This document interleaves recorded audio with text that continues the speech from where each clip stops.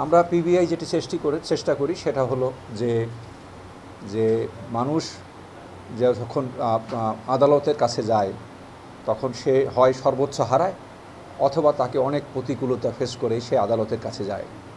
তা আমরা যদি তদন্তটা যদি ঠিকমতো না করি তাহলে পিবিআইয়ের জন্মই ঠিক না। বাদীরই শুধু ন্যায্য অধিকার আছে যে এইটি সঠিক নয়, যে বাদীরই শুধু ন্যায্য অধিকার আছে এই সঠিক বিচার পাওয়ার, আসামিরও সঠিক বিচার পাওয়ার অধিকার আছে।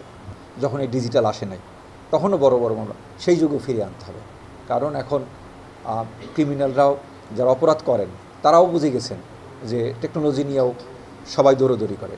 সুতরাং আমার টেকনোলজি ছাড়াও যে মামলাগুলো হয় সব মামলায় কিন্তু টেকনোলজি লাগে না, যে যার কোনো তদবির নাই তার তদবির সে নিজে নিজে করবে, কারো তদবির করা লাগবে। আমরা গ্রামে গঞ্জে সারা বাংলাদেশে বহু খুনের মামলা আমরা ডিটেক্ট করেছি, বহু মামলা আমরা করেছি যেখানে বাদীর কোনো তদবির নেই, কারণ তদবির করার মতো তার সামর্থ্য নেই।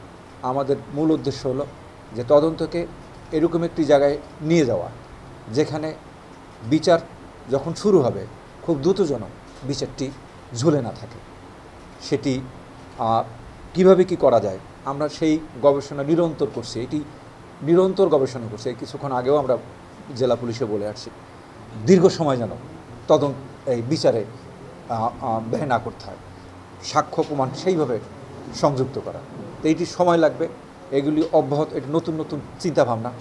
আমরা যদি সেটি করতে পারি তাহলে পিবিআই টিকে থাকবে, এবং পিবিআইকে বাঁচতে হলে পিবিআই সরকার যে উদ্দেশ্যে করছে সেই উদ্দেশ্য আমরা এখন পর্যন্ত বুঝতে পারছি কি না জানি না, কিন্তু পিবিআইকে যদি পুলিশের মধ্যে টিকে থাকতে হয় এবং জনগণের মধ্যে যদি টিকে থাকতে হয় তাকে নিরপেক্ষ তদন্ত করতে হবে, দ্রুত তদন্ত করতে হবে এবং সকলের পক্ষে তদন্ত করতে হবে।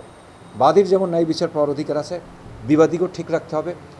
আমাদের সবচেয়ে বড় পরিকল্পনা হলো সেটি হলো যে পিবিআইয়ের প্রতিটি অফিসার যেন সে তদন্তে সর্বোচ্চ মান বজায় রাখতে পারে এবং